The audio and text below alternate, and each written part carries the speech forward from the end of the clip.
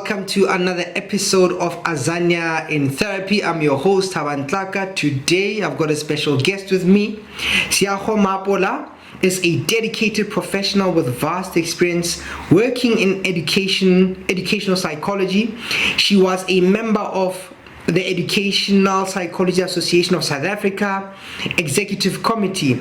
Currently, she serves as a member of the Education and Training Subcommittee.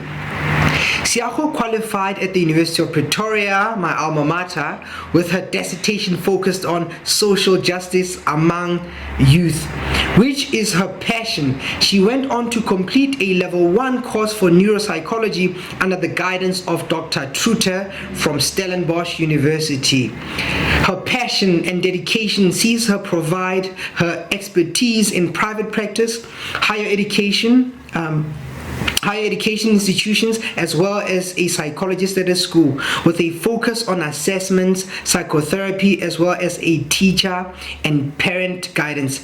She describes herself as a gentle mom to 2 daughters, 10 and 2 years old, a wife to a thriving content creator who adds color to her life and those of their children. Her firm belief is the potential to change the world happens one child at a time. Seago Maapola, welcome. How are you? I'm very well. How are you? I'm alright. What a bio.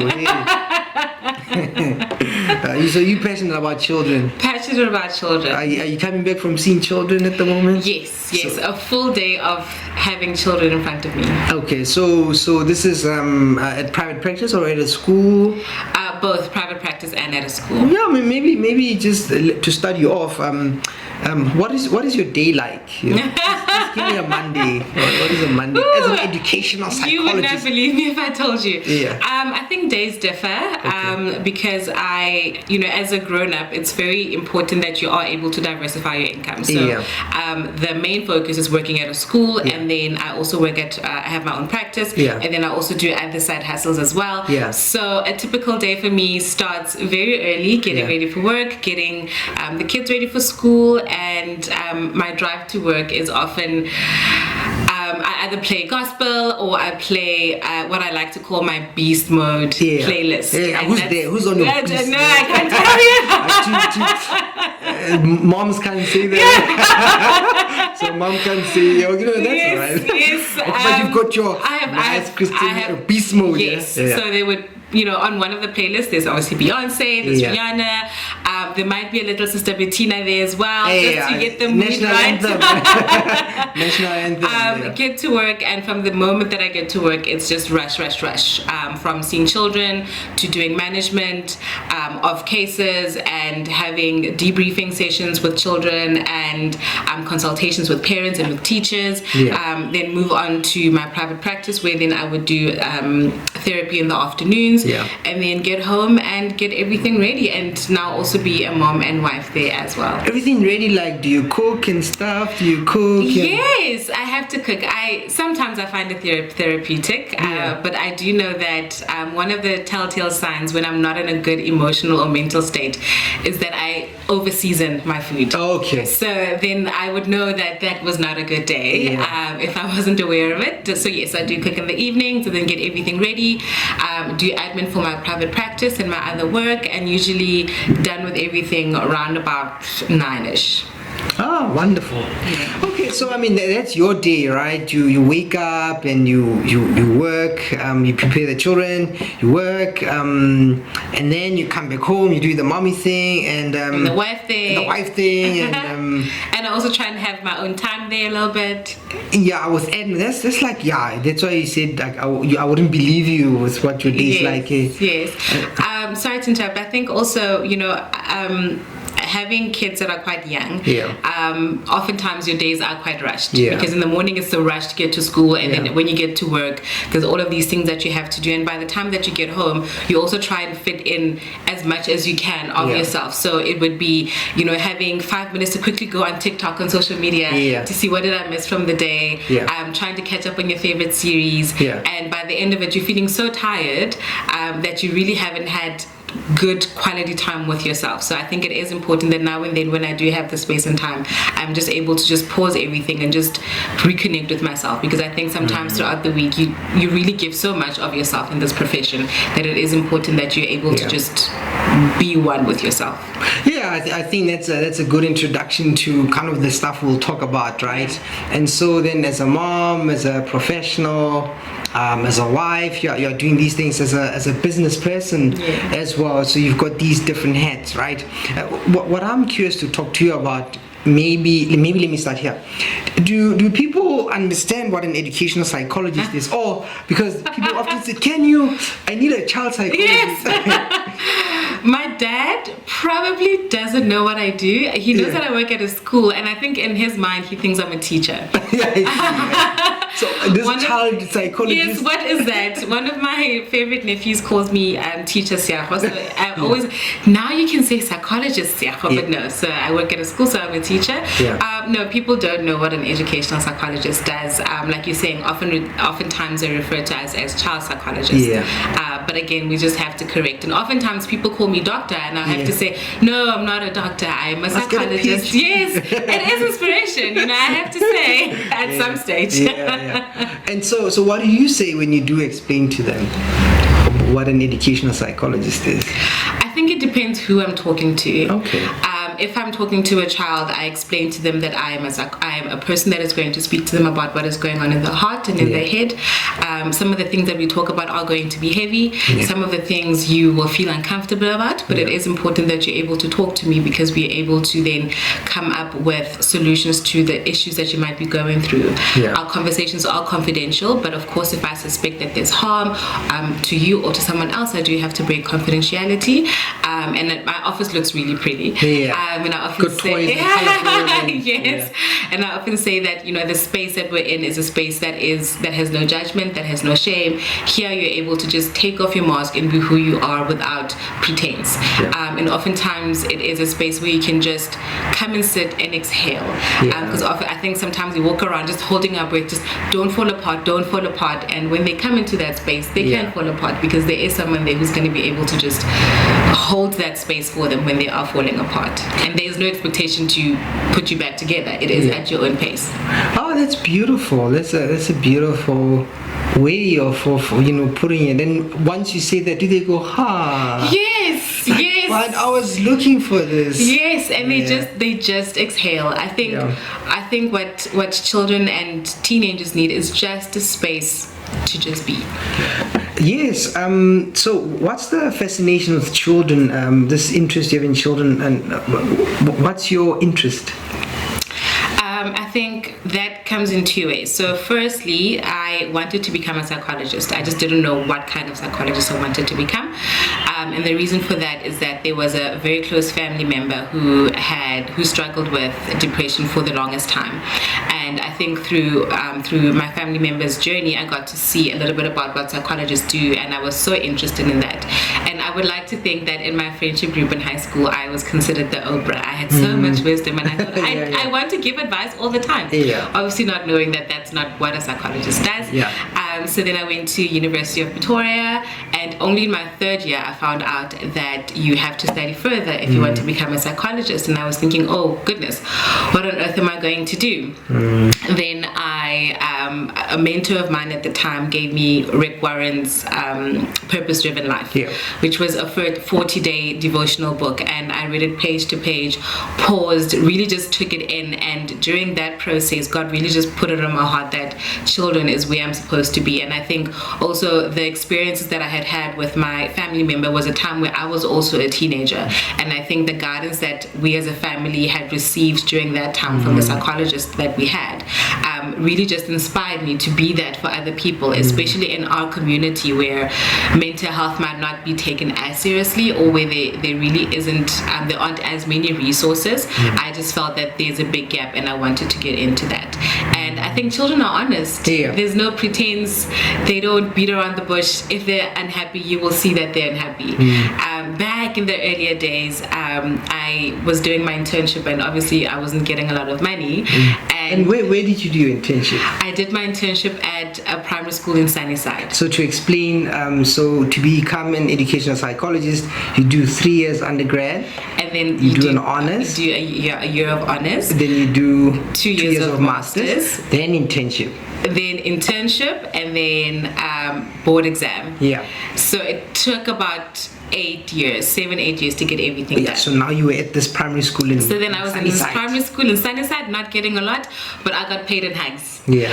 Those kids they just filled my heart because they were just pure. And I think from then I realized that this is really where I'm supposed to be, and working up from the children to the teenagers as well, who really just wanted a space to just talk. Yeah. Because I think as parents we don't listen. We give advice, and we don't give them a space to be who they are. And I just wanted again to fill that gap, because someone filled that gap for us when we were growing up. It takes me back to the way you introduce the space. You know what you normally say when you explain what an educational psychologist does, the idea of giving people a space to become, to feel, to think, to reflect. And because as parents, you control and you want to tell, and you struggle with that. And so maybe to say a little bit more about that, when you work with parents, what are you observing now? What are people being challenged by? What are they struggling with currently? Sure, there's a very long list, but I do want to say that post-COVID, everything has changed, including parenting. I think being a teenager in 2022 is rough, but being a parent of a teenager is on another level altogether. And I do think that most of our parents are really doing their best, but there's also a bit of limited knowledge and skill in terms of how to parent a child in this day and era. So I think what I often say is that when children come to us with their feelings, very big feelings, they come to us with their feeling brain, right? And as parents, we respond in our thinking brain. So you're coming to me because you're sad about a particular thing that happened, a particular event, and as a parent, I'm thinking, okay, how do I solve this problem? It's very easy. A, B, C, D. Just do boom, 1, 2, 3. Boom, You're done. And children, the teenagers don't want that. They want you to listen and hold space for their emotions. So also meet them with your thinking brain, and then once they have calmed down, then you're able to say, what do you think? Let's think of some solutions to what is going on. And I think sometimes also because we're rushed for time and we're doing so many things, if we're presented as parents with a problem, we just want to solve it without understanding that isn't their need. And even with my relationship, my husband comes to me and he says, I don't want you to give me a solution, I just want you to listen. And then I know, okay, cool, this is just me listening and validating, and vice versa as well. So I do think it's important that we're able to do that. But there's a long list of the things that we're struggling with as parents and that children need support with. Yeah, and in adding to that list of what things parents with, I don't know if you also observe it, right? But I'm noticing that a lot of people, typically moms, because if in South Africa, if the mom is bearing the brunt of raising children, right? Here's this lady, now she has to work, she's got this presentation to work on for tomorrow. Here's this child who wants feedback, or he or she is going through some issue, and then now you are rushed. Maybe you've got a side hustle. You are doing. Then I find parents struggle to just kind of calm down and work with the children. That they are rushed. They are, besides being rushed, sometimes not intentionally, might even be abusive to children. I'm finding parents struggle, and I don't know if you've observed that there's like the increase in drinking. I don't know if stuff like that has come up for you. Definitely. And I think spending time with your child also needs to work around your schedule as a parent. Because honestly, if you have to take another 5 hours out of your day, where are you going to fit it in? So I do think that we need to simplify things a little bit. The drive to school, the drive from school, cooking can be done together. Were you able to talk and just find out how your child's day was? you can, as you're having supper, it could be a thing that you do together as a family. It also becomes a little bit more tricky when there's more than one child, because you can't just spend time with all of the children and say, I've spent time with my children. They also want one-on-one with their parent, with the mom or the dad, or however it is in that family. So it is quite tricky to do so, but I do think that it is not an impossible situation, and it also doesn't have to be every day. I think we also try to overcomplicate it. If it is at all possible, like on a weekend, if you are going for a walk, you go with, you take a walk with your child, or you go to gym, or you go to the shops where you'll be able to, run your errands, and then just sit down for a coffee, have ice cream, really have a heart-to-heart, phones away. And I think the other important thing is to try and step into the child's world, because when we were growing up, things were very different. And I think it's quite impossible to build a relationship if you don't know your child. So what does your child like to do? Do they like making dance videos, or do they like watching a particular movie? Sit down and actually take interest in the things that interest them as well, because it will help to build that relationship with your child, especially when they're moving from the childhood phase to the tween phase to the teen phase, where there now becomes a little bit of distance and there isn't as much time that's spent. I do think that as parents we have to make more of a conscious effort to get to know who their children are in their teenage years, because they're not the same people they were when they were 8 and when they were 3.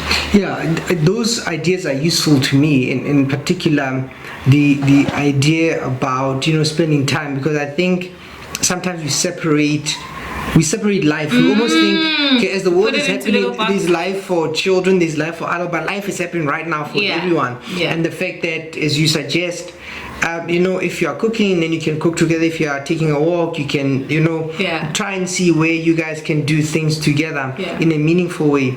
The other thing you are touching on, you say, okay, find out what your child likes, right? Which makes me wonder about it's gadgets. Yes. Right. Gadgets and TikTok and things like that. Well, what kind of issues are you observing there with parents and gadgets and Oh gosh, I think that one will be a talk that will happen forever and ever and a day.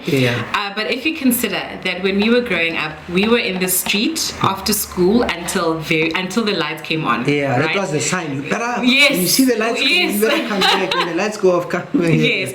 So that was how we grew up, but they don't have that. Yeah. And their way of socializing is actually by being on their phones. Yeah. So I think it's important that, of course, there has to be limits, but when we take away their phones, I think it's important to know that that is the only access that they have to their friends. So by taking that away, essentially we're taking away their friendships and the people that they communicate with on a daily basis. I think it's also the children's responsibilities to know that there is a time for everything. You are not going to be on your phone for the entire day. And also, especially with younger children now, if we're talking screen time, I think screen time has to be meaningful. So for example, my husband and I were actually chatting about the youngest one, who's now 2, and she loves Gracie's Corner. And at a stage she loved Cocomelon. So we would watch with her, engage with her, sing along with her, and ask her, what is happening now? Ooh, really just be interested, because then otherwise it is just something that they watch and there isn't really engagement, and it is also a way for us to spend time with them. I think everything does need to be done in moderation, but I don't think that screen time is bad. I think it has really great benefits. We as parents just need to be able to monitor.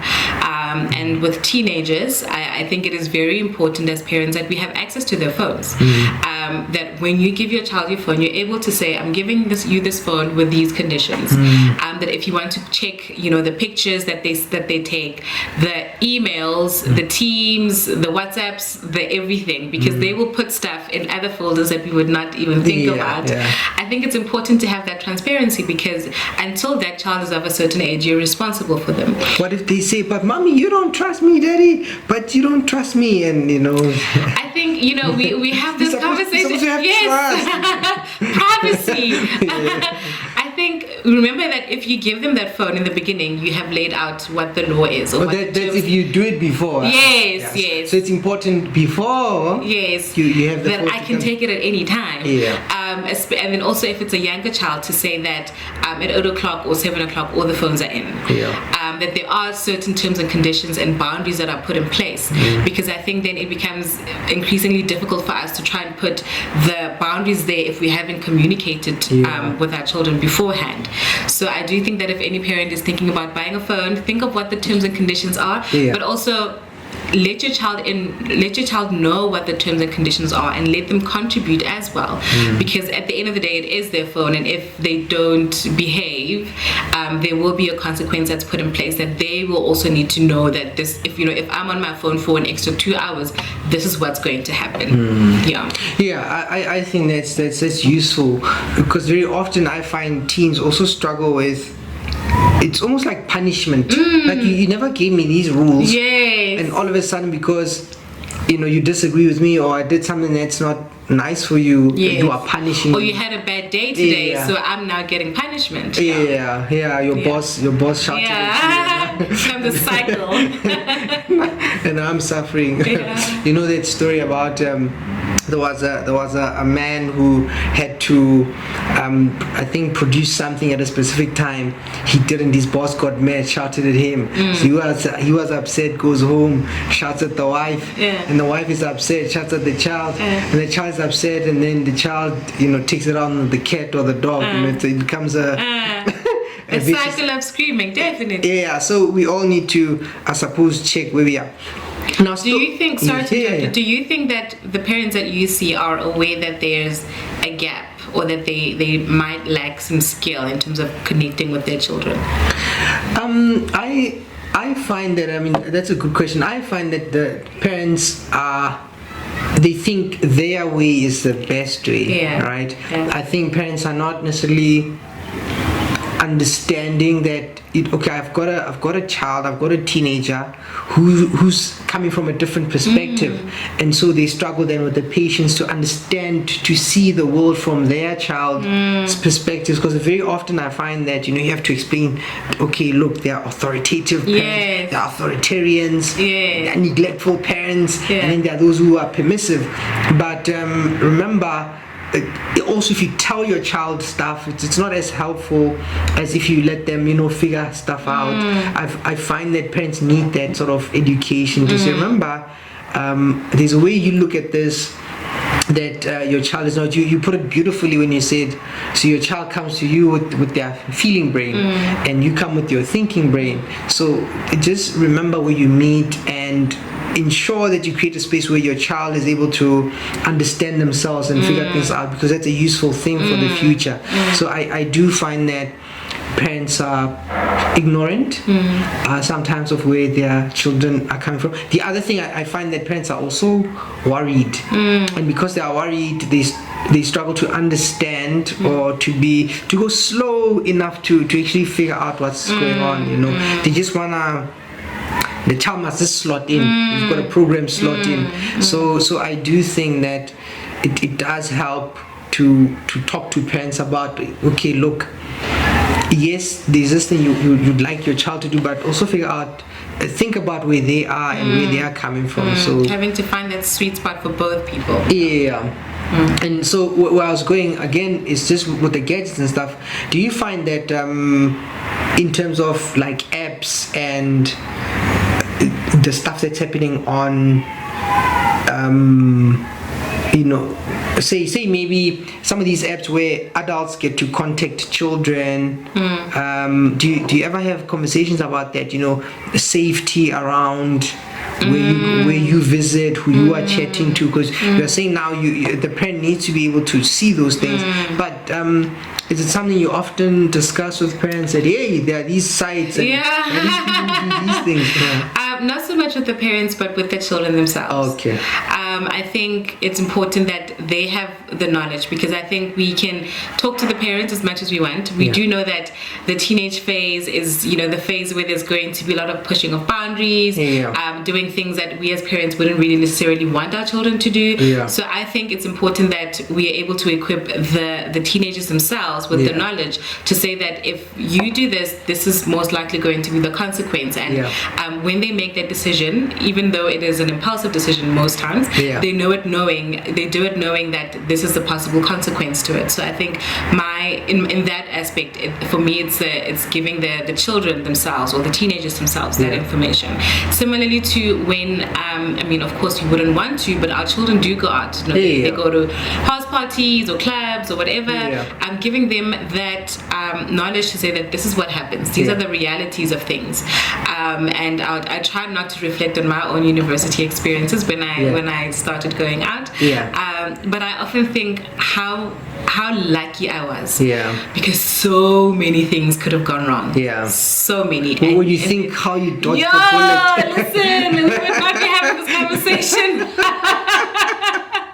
It's like, whoo, that happens. So again, it was like a different world. Yes, definitely like a lifetime ago. So I think again, when the children come, well, the teenagers come to speak to me, it's again that, you know, I'm not old enough, you know, that I don't understand what's going on. And I'm young enough to know that, you know, what are the trends, you know, what are they finding attractive. So it does give me a little bit of more insight into the world, and I would like to use that to equip the parents as well with some of the information that I think is relevant. And I mean, if a parent said to you, I mean, I'm being silly with the question, but it's deliberately, if the parent said, but if I let my child, you know, decide, and then they do something something bad, for example, you know, how should I respond? You know, do I say, I told you so? Do I help them with it?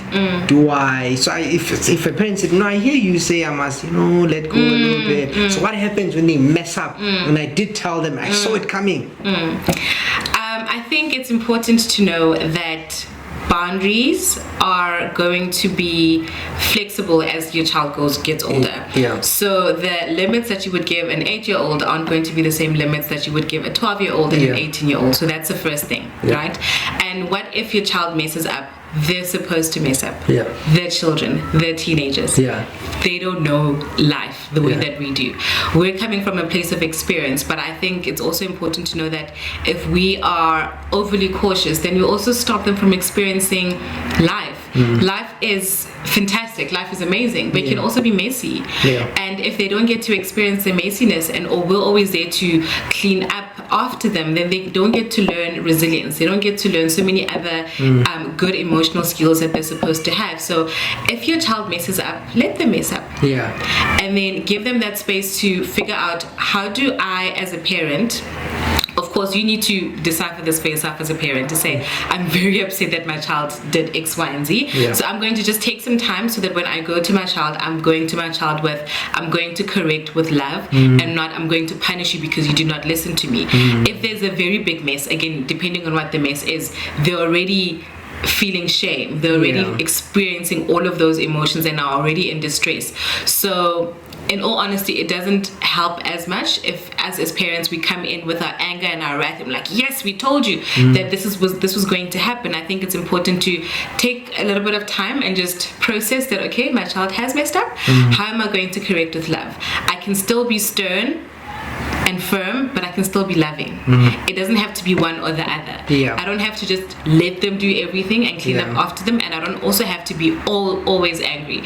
There is a middle ground where you can love and still be firm with them. Because consequences are important. There is a wisdom there to know when to, where do you draw the line and where do you allow your child to grow. In South Africa, so one of the big things that we struggle with, you know, is teenage pregnancy, right? Your thoughts on that? Okay, obviously I do not condone teenage pregnancy. Someone said to me that our children are not miniature versions of us. They're their own people. They're going to make their own mistakes. They're going to do the things that they want to do. All we are as parents is to guide them as best as we can. We cannot live their lives for them. We cannot dictate the things that they need to do.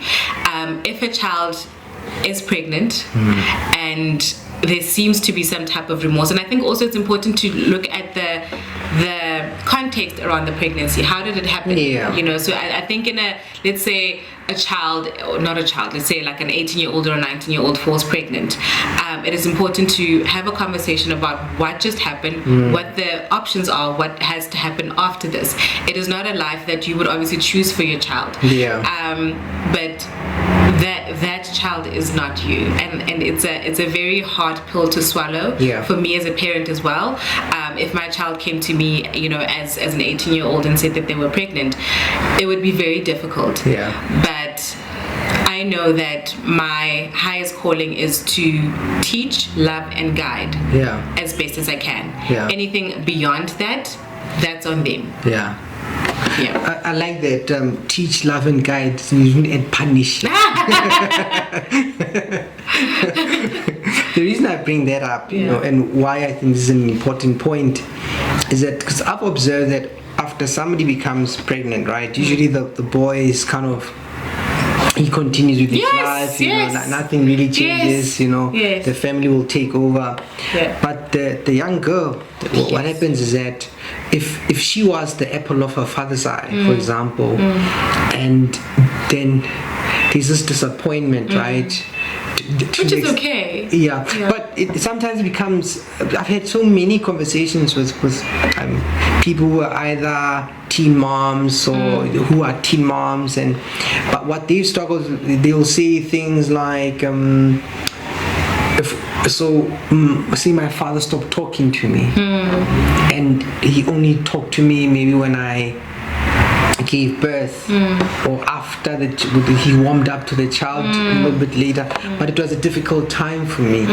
Or conversations like, since I became pregnant, it's like the family turned on me, and so it's like I ceased to be a child.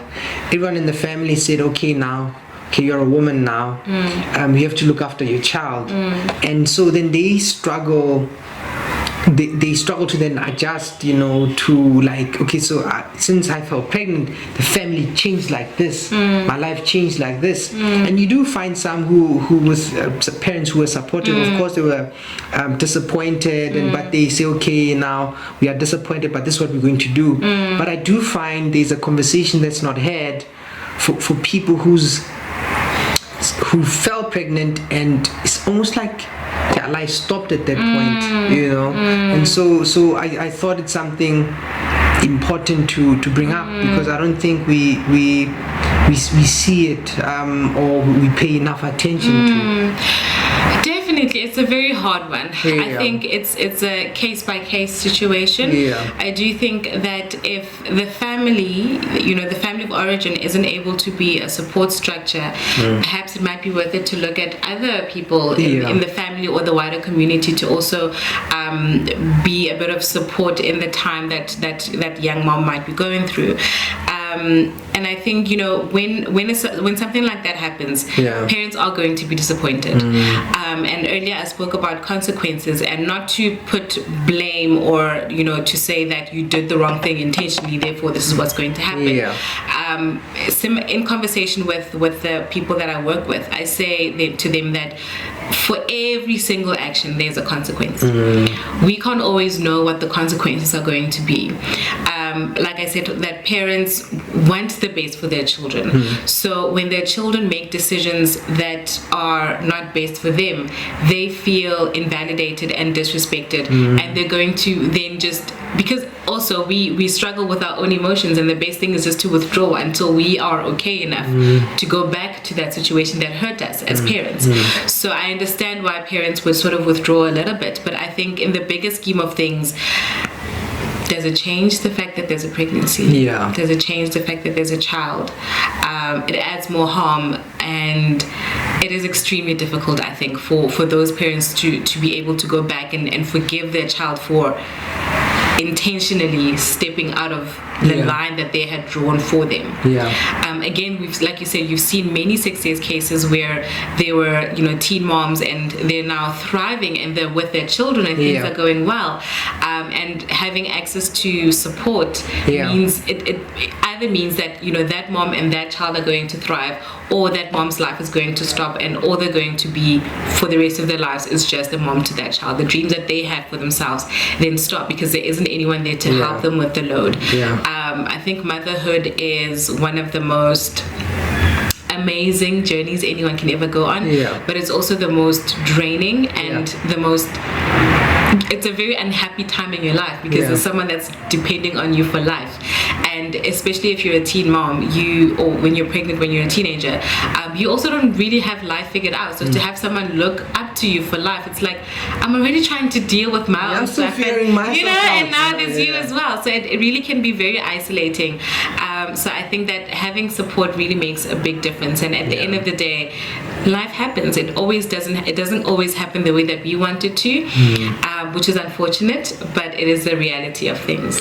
Yeah, I think there are lessons to be learned by everyone. The main thing being, I suppose, life does happen, and we want to try to be helpful. When somebody's struggling, we want to see how we help them, and speaking of that, I wanted to link it to the idea of, say, parents who maybe feel shame, right? So you're an educational psychologist, and part of what you deal with is children with learning disorders and IQ issues. And so now, how do you find parents deal with that if their child is struggling at school, or if their child doesn't have a certain IQ that they expected their child to have? Sure. At some stage, I worked at a pre-vocational school. So I work with that a lot. Again, our children, from what most of us think, is that our children are miniature versions of us. So I work as an accountant. I have a good job. I did really well at school. I was smart, so it doesn't make sense when my child isn't, because why aren't they? And then we force them to stay in mainstream schools because that is the right thing to do. That is how our family's always done it. Anything that deviates from the norm, we think, oh no, again, what will people say if they know that my child is going to a special school or anything of the sort, a school for learners with special needs. That's the one. So I think it becomes very difficult, and it really just boils down to psychoeducation, knowing that the child is the individual, and this individual child has these strengths, but they also have these challenges. And how can we as parents, as people in this child's life, try to make things a little bit more comfortable for them? And sometimes that might mean going to a school with children that look like you, that perform like you do. So in the school where I worked, a lot of the parents would say, the ones that were a little bit more open-minded. So I met a lot of parents who said to me, finally my child wants to come to school, because in the previous school, which was mainstream, they would come up and say that they have a tummy ache, or they have a headache, or they come up with all these types of excuses because they don't want to go to school, because they know that they're not as good as other children. And I think sometimes when we force children to stay in a school where they're not meant to be, then it highlights the weaknesses more than it does their strengths. And there are a variety of schools that really work on children's strengths. So if your child is more gifted with working with their hands, there are schools for that. If a child needs a little bit of a smaller classroom, there are schools for that. But if we just don't want to give our children that support, it makes things really, really difficult. I think in my career, what I've seen the most challenging was if we're working with a child that has a mild mental disability or a severe mental disability, where it isn't really physical and they feel fine and they look fine, then they're like, but why am I in this school? I think children themselves also struggle with that. And I've had a few children who say to me that they don't tell their family members or their friends that they're going to a school with learners that have special needs because they're afraid of being judged. Because they're seen as crazy, or it's a stoat school, or so there are very many negative connotations to it when we say a child goes to a special school. But at the end of the day, it is about putting that child in an environment where they're going to thrive. And if it means that it's less on academics and more on practical things, then yeah, so be it. Do you think we have enough though? Because definitely not, especially the ones that are run by the government. Definitely not. And if you're going to go to a private one, it is going to cost a little bit more. So there is such a big gap there between the schools where children can go. Yeah, and maybe two more questions before we close it up. Just on this point, I think we need much more, because people get locked up. Your parents are ashamed of you. They lock you up, and you almost have to you live this life away from society. And I do think psychoeducation would go a long way, but we need to create the spaces and the to have the resources to be able to assist with that. So I find that they struggle. Now, when we talk about parents, right, or children, parents, are drawn into the picture, right? Yeah. What do you think about, say now, divorce, blended families? Do you have any thoughts about that? People separating and short, not, I suppose sometime after that they try and have families, and have you experienced that people struggle with that? In many conversations that I've had with children and teenagers, they know when their parents are going through a difficult time. And they have said to me that they would prefer that their parents separated and happy than together and unhappy. As parents, we try to provide a home where they are both parents, but sometimes that comes at a cost of a child's mental health, because they hear the fighting. Even though the doors are closed, they hear the fighting. They sense the tension when the parents aren't talking to each other, especially if it's over a long period of time.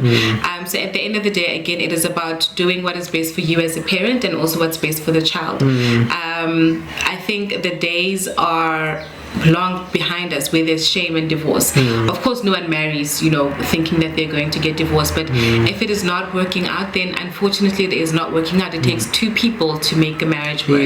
I'm sure you would give us a whole lecture on that. And if one person stops fighting for the marriage, then it just doesn't work. And I think it's important that we know that there are going to be casualties in a divorce. Children will take time to adjust. Children do want their parents together, especially if dad was very present but was a sucky husband, because they don't quite understand, but why are they not together? So there are a lot of dynamics that are at play. At the end of the day, if we are looking at the well-being of the family and every single person in the family, including the children and the parents, if it works out better for the parents to be apart, then I think it is the best thing that needs to happen. With blended families, it is a journey. It is definitely a journey, because it also has to do with when do you introduce the new partner to your child? When do the children from both sides get to meet? And trying to foster that relationship as well. And I think sometimes we try to rush the process. We as parents would tell our children to call the new dad or the new mommy or daddy, but that is you will say yes. You will say mommy. You will say daddy. Yes, and it's their whole process, because for 11 years my dad has always been this person and my mom has always been this person, and now on my 14th year of life, I have to call someone else dad and someone else mom. It is a very difficult adjustment for them, but it's okay for it to be difficult. And the thing is, we know that children aren't always going to be happy. We're not always happy. And if there are some difficulties with adjusting to that, it is okay. It's important to hear what your child's needs are, and just try and see how you can incorporate that in making the relationship with the blended family work. That's helpful. Where I think about it, I'm still thinking about it, is it in the best interest of the children?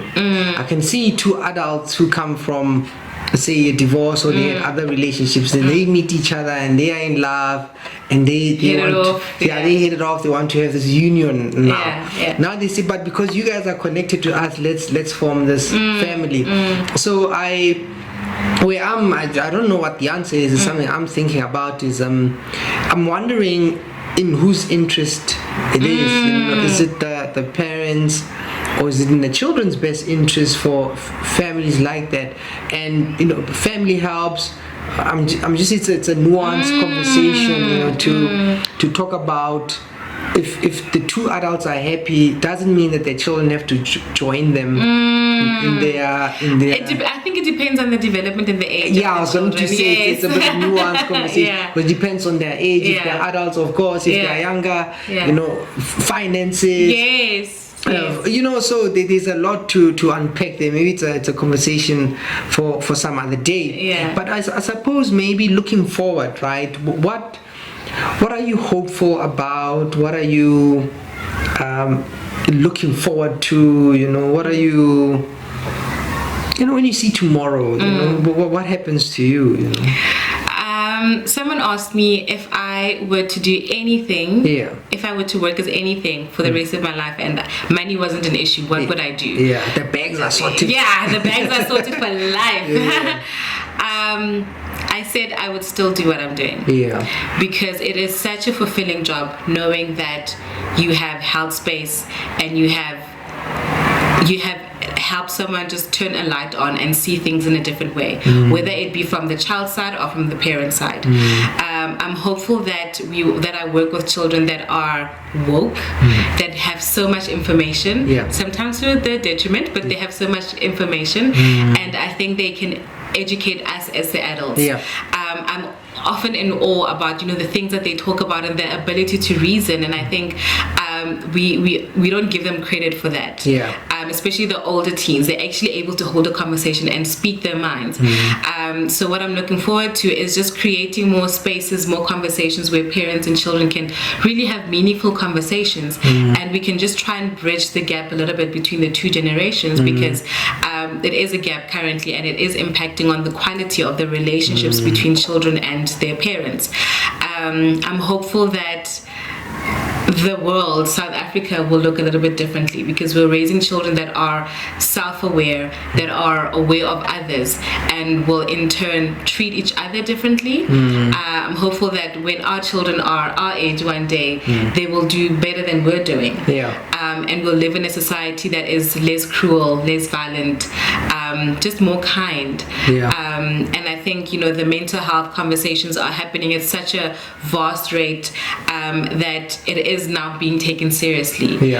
Because when you look at the stats, especially post-COVID, we know how much it is an issue. I think in our little spaces we do, but I don't think that it's information that everyone knows. So I'm hopeful that these conversations will continue to happen, that more people will know that it takes work and effort, commitment, relationship to make anything work. And I think just bridging that gap between parents and children, for me, is a very big thing. Just it's the start of everything. That's a beautiful place to leave it at. Yes. Thank you for the conversation. Thank you for coming through. Hopefully those who listen and those who watch, I helped. I look forward to the questions and the comments and the discussions. And hopefully we'll do this again. Thank you very much. Thank you so much for your time, and thank you so much for watching.